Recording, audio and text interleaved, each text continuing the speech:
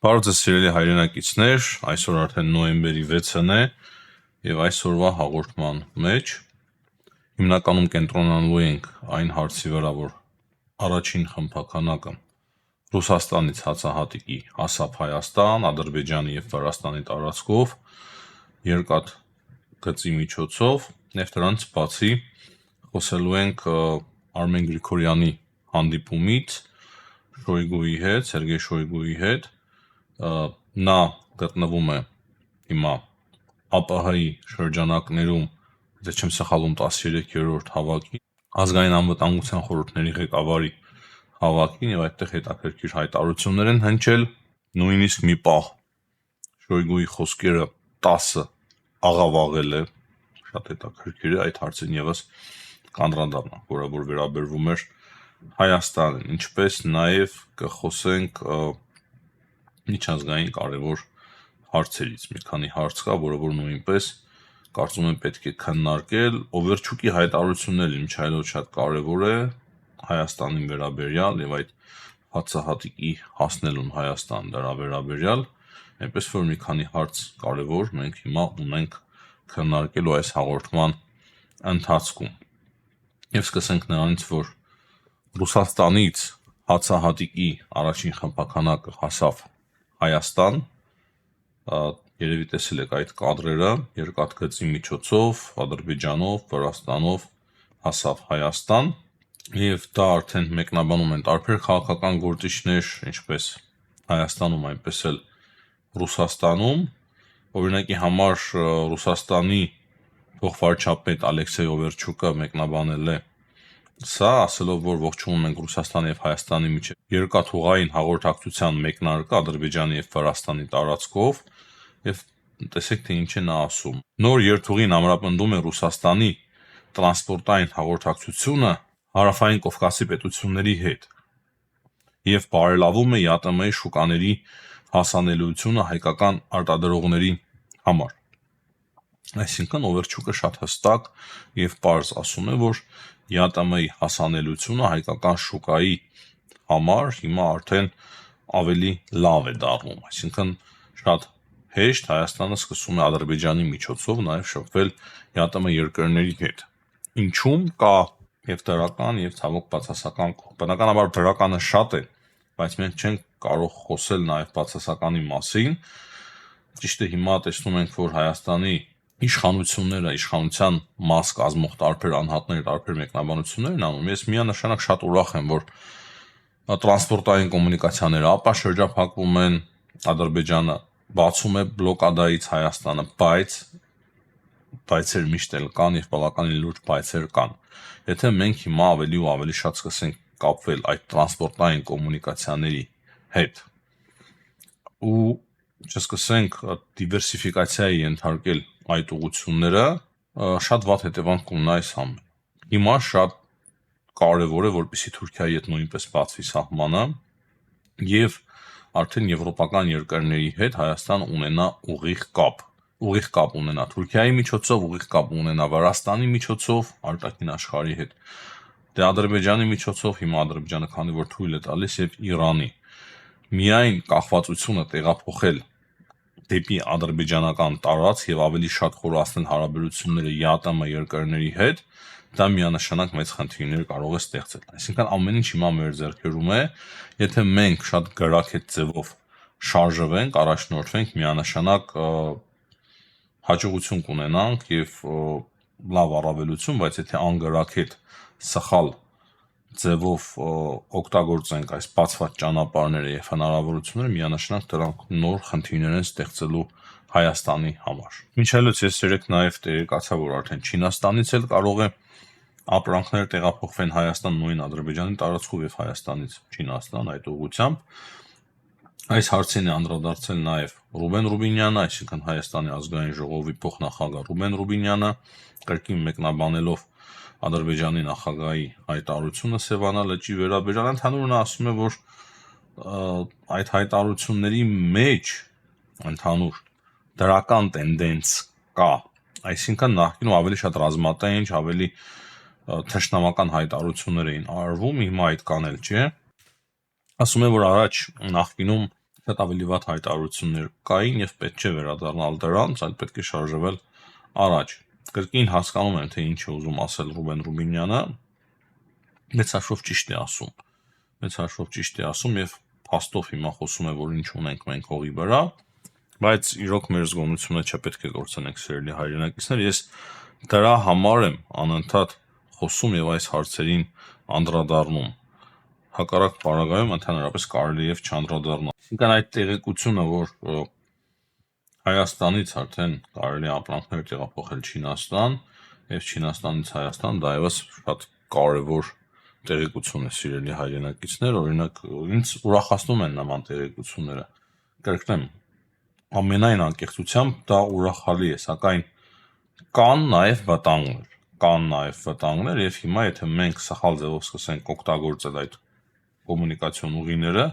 միանշանակ սրանք խնդիր կստեղծեն Հայաստանի համար։ Պետք է իմ կարծիքով անպայման հասնել նրան, որ հիմա Թուրքիայի տարածքով եւս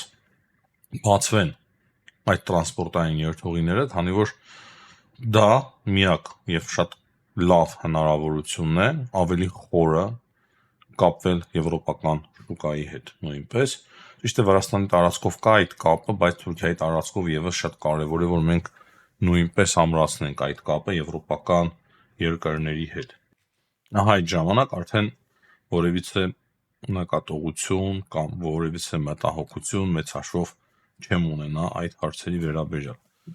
Հիմա անդրադառնանք երեկվա Շոյգուի հայտարարությանը, ինչպես արդեն նշեցի, ԱՊՀ-ի շրջանակներում հավաքվել էին ազգային անվտանգության խորհրդի քարտուղարները, 13-րդ իրենց հավաքն էր, այնտեղ էր նաև Արմեն Գրիգորյանը եւ Շոյգուն հետաքրքիր հայտարարություն է արել, որ երկու ճանապարհներն էլ ոչ միայն իրավունք ունեն գոյություն ունենալու, այլևս անհրաժեշտ են երկրների միջև առևտրի տրանսպորտային միջանցքների ստեղծման համար եւ նա նկատի ունի թրիփը եւ հյուսիս-հարավ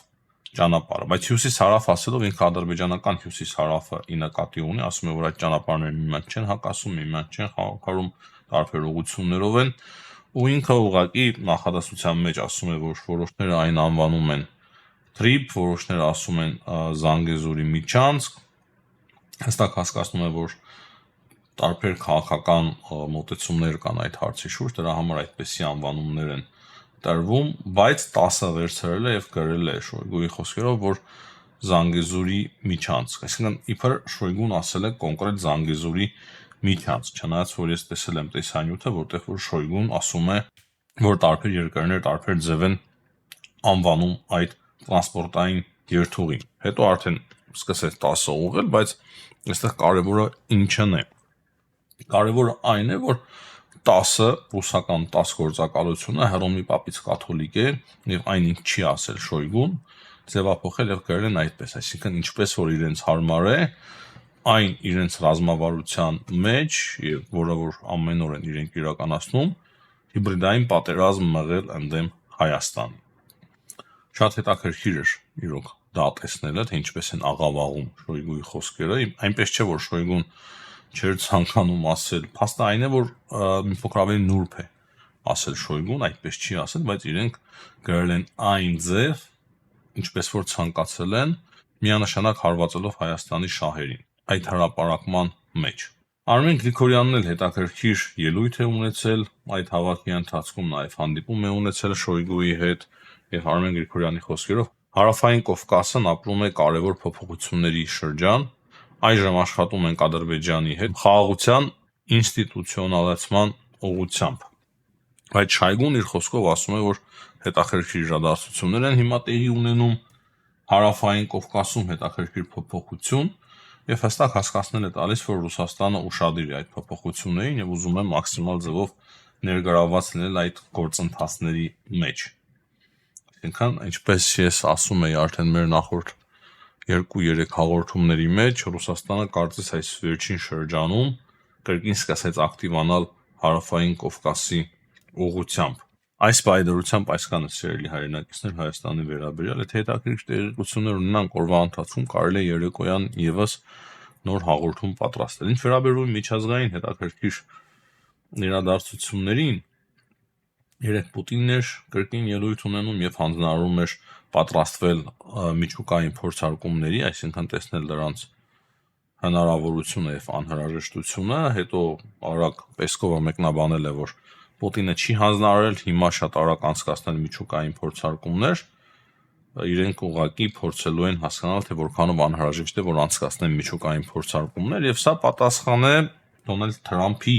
միջուկային փորձարկումների, իմիջայլոց Դոնալդ Թրամփը արդեն սկսել է այդ միջուկային փորձարկումներ, եւ դա տեղի ունեցել այն բանից հետո, երբ որ Ռուսաստանը սկսեց խոսել իր փորձարկումների մասին, որքանով դա ատոմային փորձարկումներ է, ինչ եմ կարող ասել, բայց սկզբում կարծես ներկայացվեցին դրանք որպես ատոմային փորձարկումներ, հետո Ռուսաստանը հետ կանգնեց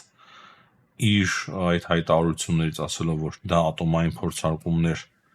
չէին, Բուրի վեսնիկի փորձարկումը, բայց դրանից հետո մենք տեսանք, որ Դոնալդ Թրամփը որոշում կայացրեց եւ ասում է, որ Ամերիկայի Միացյալ Նահանգները եւս փորձարկում են իրականացնելու եւ մենք հիմա տեսանք, որ Ամերիկայի Միացյալ Նահանգները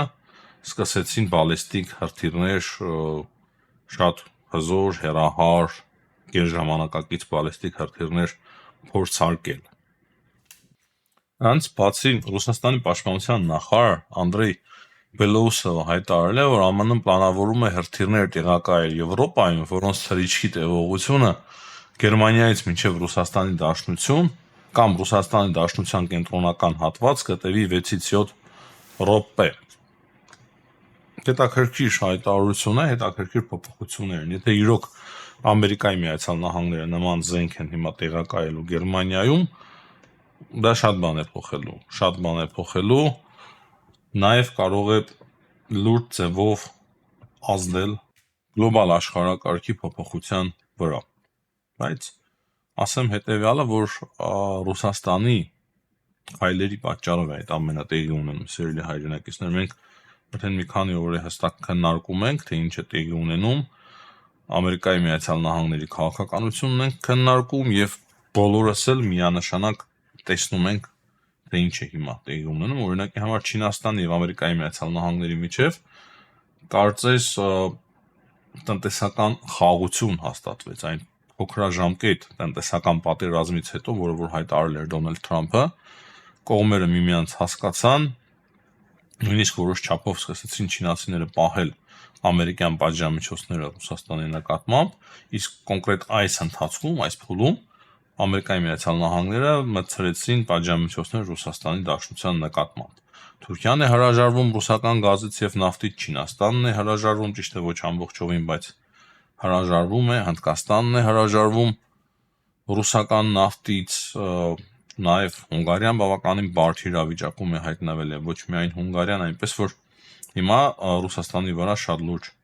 տնտեսական ճնշումներ են գործադրվում, Ռուսաստանը դրա պատճառով սկսեց Բուրևեսնիկի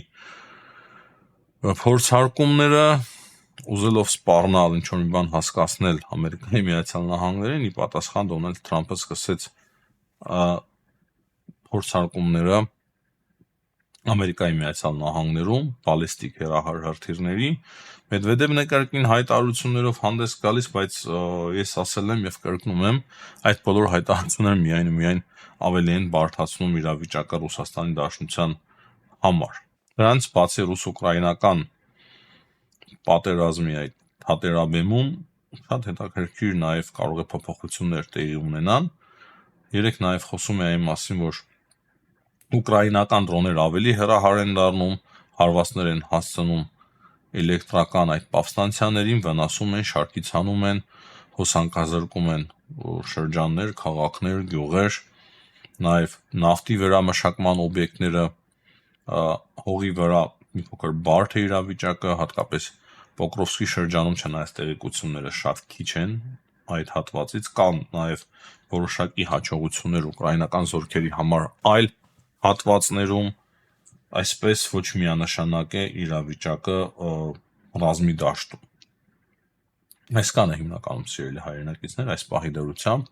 հաջողություն եմ աղթում բոլորին, ցտեսություն, կհանդիպենք։